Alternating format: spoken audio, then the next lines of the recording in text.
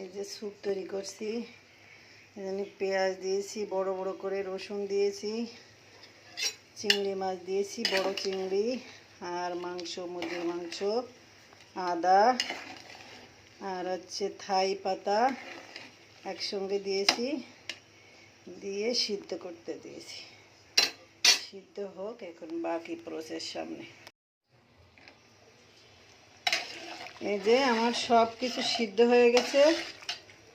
চিংড়ি মাছ, এই যে চিকেন সিদ্ধ হয়ে গেছে, আমি ছাড়িয়ে ফেলছি। এই যে চিকেনগুলো দিয়ে দিলাম।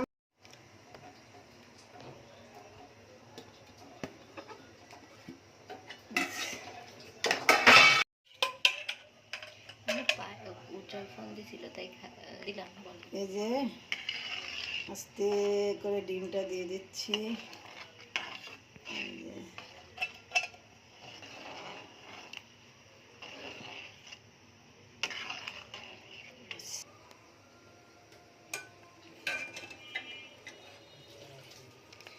এই যে কর্নফ্লাওয়ারটা দিয়ে দিচ্ছি আস্তে আস্তে, একা একা, এক হাতে ক্যামেরা ধরা, এক হাতে দিচ্ছি তো এই জন্য বাস।